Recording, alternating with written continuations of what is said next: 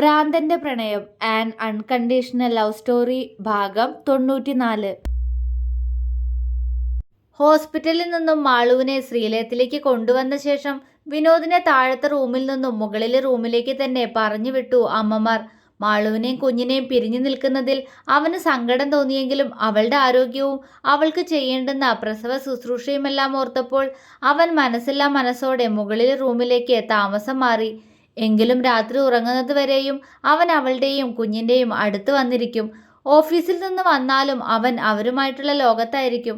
പ്രസവ ശുശ്രൂഷയെക്കുറിച്ച് മാളു ഇന്ദിരയെയും ദേവികയെയും കൂർപ്പിച്ചു നോക്കി വിനോദിനോട് പരാതി പറയും. വിനോദ് ആ കാര്യത്തിലൊന്നും ഇടപെടാറില്ലെങ്കിലും അവൾ പരാതിയുമായി ചെല്ലുമ്പോൾ എൻ്റെ മാളൂട്ടനെ വല്ലാതെ ബുദ്ധിമുട്ടിക്കല്ലേ രണ്ടാളും എന്ന് മാത്രം ചിരിയോടെ പറയും അവൻ. മാളൂനൊപ്പം എപ്പോഴും അവനുണ്ടായിരുന്നു. അതുപോലെ തന്നെ ഹരിയും അമ്മുവും ഗൗരിയുമെല്ലാം എന്നും വരാറുണ്ട്. ചിന്നു 2 ദിവസം കൂടുമ്പോൾ കുഞ്ഞിനെ കാണണമെന്നും പറഞ്ഞ് ആദ്യയും കൂട്ടി ശ്രീലയത്തിലേക്ക് വരും.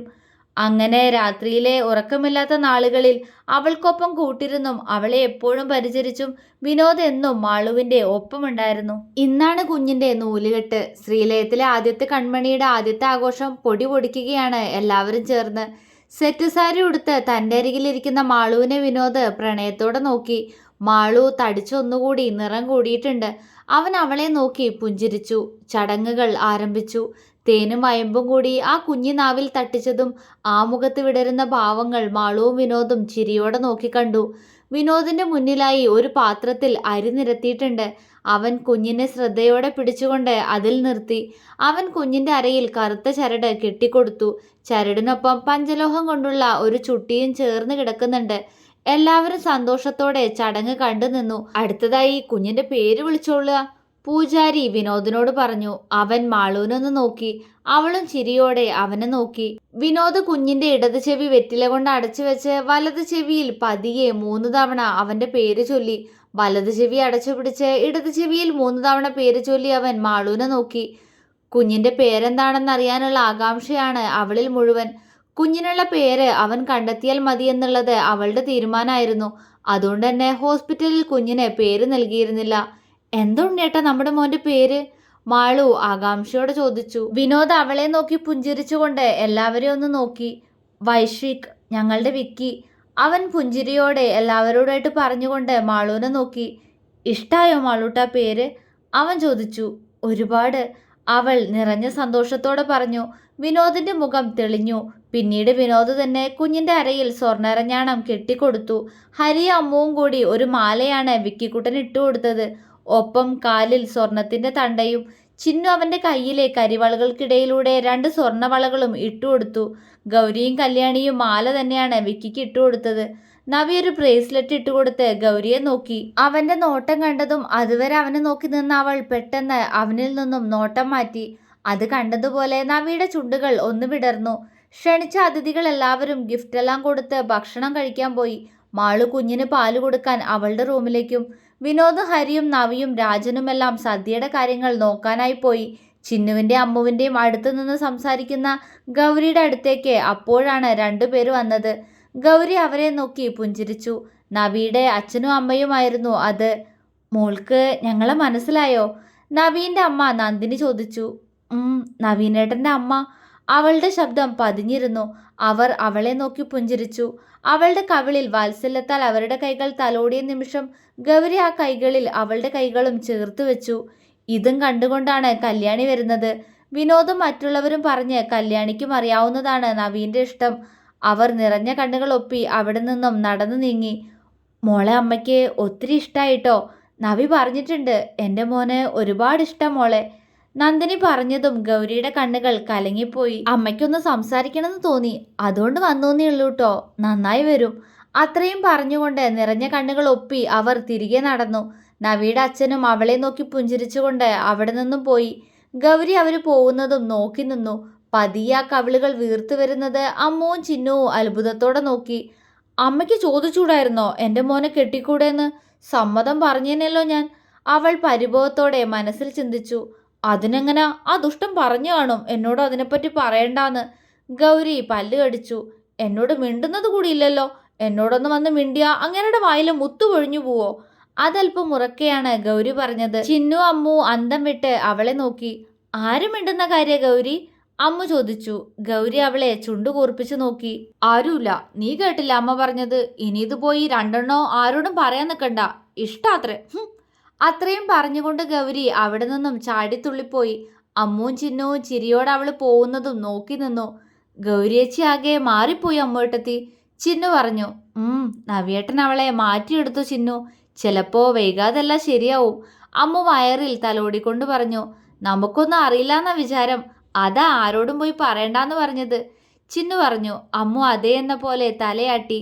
എന്നാൽ ഗൗരിയുടെ മുഖത്തെ പരിഭവവും തന്നോടുള്ള കുഞ്ഞു ദേഷ്യവും അവള് കാണാതെ നോക്കി കാണുകയായിരുന്നു നവി. അപ്പോൾ അവന്റെ ചുണ്ടിൽ കള്ളച്ചിരി വിരിഞ്ഞു. അമ്മു പ്രസവിച്ചു. പെൺകുട്ടിയാണ്. ഹരിയുടെ അമ്മുവിൻ്റെയും പ്രണയത്തിന്റെ അടയാളം. ഹിമാൻഷി, എല്ലാവരുടെയും ഹിമക്കുട്ടി. വിനോദാണ് കുഞ്ഞിപ്പെണ്ണിനുള്ള പേരും കണ്ടുപിടിച്ചത്. വിക്കിക്കിപ്പോ 6 മാസം കഴിഞ്ഞു. അവന്റെ ചോറൂണെല്ലാം ഗുരുവായൂർ വെച്ചാണ് നടത്തിയത്. കുഞ്ഞിച്ചക്കൻ ഇപ്പോൾ നീന്താൻ തുടങ്ങിയിട്ടുണ്ട്. കുറുമ്പനാണ് ചെക്കൻ. രാത്രി ആൾക്ക് ഉറക്കം കുറവാണ്. അതുകൊണ്ട് തന്നെ വിനോദ് മാളൂനെ നോക്കി മുഖം വീർപ്പിച്ച് വെറുതെ കിടക്കും. ഇടയ്ക്ക് അവളെ കൊഞ്ചിച്ച് മാളൂട്ടാന്ന് വിളിച്ചു ചെല്ലുമ്പോഴേക്കും തുടങ്ങും വിക്കി കരച്ചില്. അങ്ങനെ ഒരു ദിവസം രാത്രി, ഇവൻ കഴിഞ്ഞ ജന്മം എന്റെ ശത്രു തന്നെ ആയിരുന്നു മാളൂട്ട, കൺഫേം. വിക്കി പാല് കുടിച്ചു കഴിഞ്ഞ് ബെഡിൽ കളിച്ചു കിടക്കുന്നത് കണ്ട് വിനോദ് മാളൂവിനോട് കപടദേഷ്യത്തോടെ പറഞ്ഞു. മാളു അവനെ സംശയത്തോടെ നോക്കി. അല്ല, അങ്ങനെ പറഞ്ഞ് കേട്ടിട്ടുണ്ട്. കഴിഞ്ഞ ജന്മത്തിലെ ശത്രുക്കളാണ് പോലും ഈ ജന്മത്തിൽ മക്കളായിട്ട് ജനിക്കുന്നേ. അന്ന് ഞാനത് വിശ്വസിച്ചില്ല. ഇപ്പൊ എനിക്ക് കുറച്ചൊക്കെ വിശ്വാസം വന്നു തുടങ്ങി. ഉറങ്ങട ചക്ക. വിനോദ് ഒരു നിശ്വാസത്തോടെ പറഞ്ഞു നിർത്തി തൻ്റെ അടുത്ത് കിടക്കുന്ന വിക്കിയെ നോക്കി കണ്ണുരുട്ടി. എവിടെ? ചെക്കൻ അവന്റെ മേലേക്ക് വലിഞ്ഞു കയറാൻ നോക്കുന്നുണ്ട്.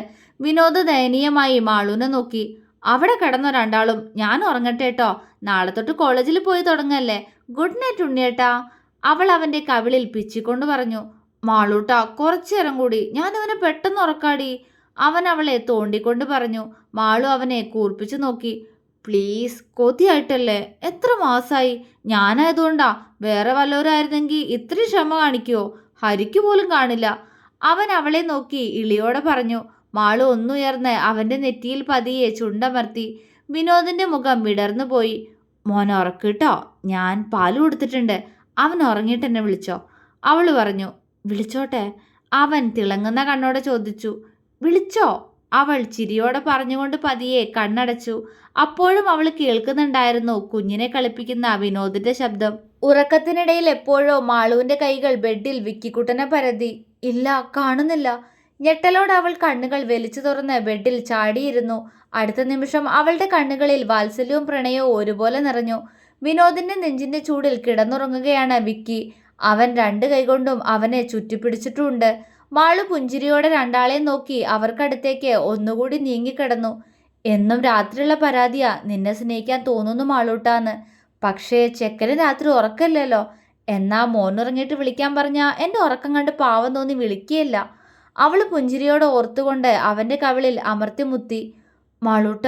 അതറിഞ്ഞ പോലെ അവൻ വിളിച്ചു. അവൾ മൂളിക്കൊണ്ട് അവൻ്റെ നെഞ്ചിലേക്ക് മുഖം വെച്ച് കിടന്നു.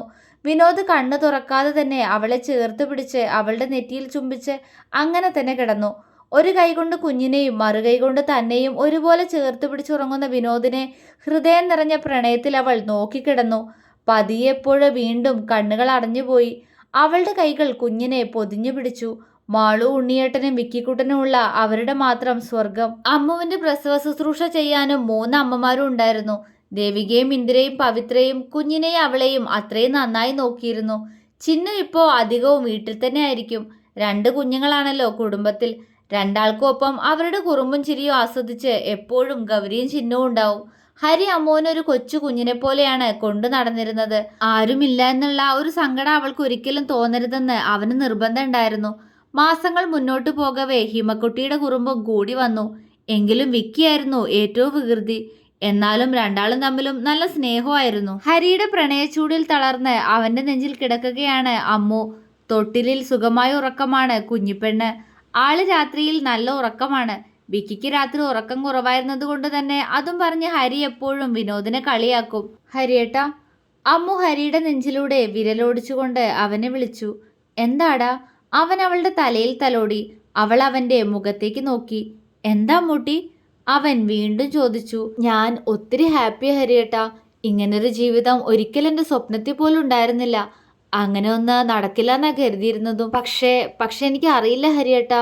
ഹരിയേട്ടൻ എൻ്റെ ജീവിതത്തിലേക്ക് വന്ന ശേഷം ഞാൻ ഒരുപാട് ഹാപ്പിയാ. ആരുമില്ലാത്ത എനിക്കൊരു ജീവിതം തന്നില്ലേ. ഇപ്പോ നമ്മുടെ മോളെയും എൻ്റെ ഭാഗ്യ. എനിക്ക് ഒത്തിരി ഇഷ്ടാ. അവൾ അവൻ്റെ കവിളിൽ തലോടി കണ്ണ് കലങ്ങിക്കൊണ്ട് പറഞ്ഞു. അവൻ മറുപടി പറയാതെ അവളെ അങ്ങനെ തന്നെ ചുറ്റിപ്പിടിച്ച് മലർത്തി കിടത്തി. അമ്മു എന്താ എന്ന പോലെ അവനെ നോക്കി. നീയല്ലടി എൻ്റെ ഭാഗ്യം. എന്നെ ഇങ്ങനെ സ്നേഹിക്കാൻ നിനക്ക് മാത്രമേ സാധിക്കൂ.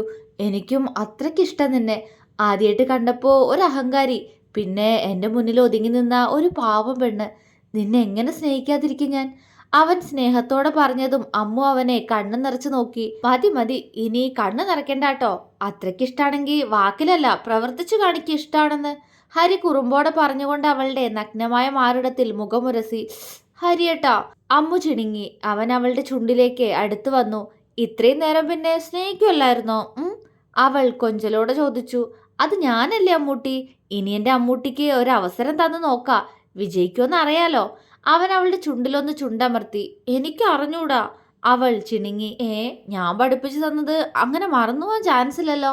ഇടയ്ക്കിടയ്ക്ക് പ്രയോഗിക്കുന്നതല്ലേ നീ ആ വിദ്യയെല്ലാം. അവൻ കണ്ണിറുക്കി. അമ്മുവിൻ്റെ മുഖം തുടുത്തുപോയി. അമ്മൂട്ടി. ആ മുഖം കണ്ട് അത്രയും പ്രണയത്തോടെ ഹരി വിളിച്ചു. അമ്മു അവൻ്റെ കവിളിൽ ചുംബിച്ചു. അവൻ്റെ ആഗ്രഹം പോലെ അവനെ ആകെ വീണ്ടും തഴുകി ഉണർത്തുന്നവൾ, അവനിലാകെ അലയുന്നവൾ. നേരം മുന്നോട്ടു പോകവേ അവരുടെ സീൽക്കാരങ്ങൾ ആ റൂമിൽ ഉയർന്നു കേട്ടു. അതേസമയം തൊട്ടിലിൽ കുഞ്ഞിപ്പെണ്ണിൻ്റെ പാദസരം കിലുങ്ങി. തുടരും.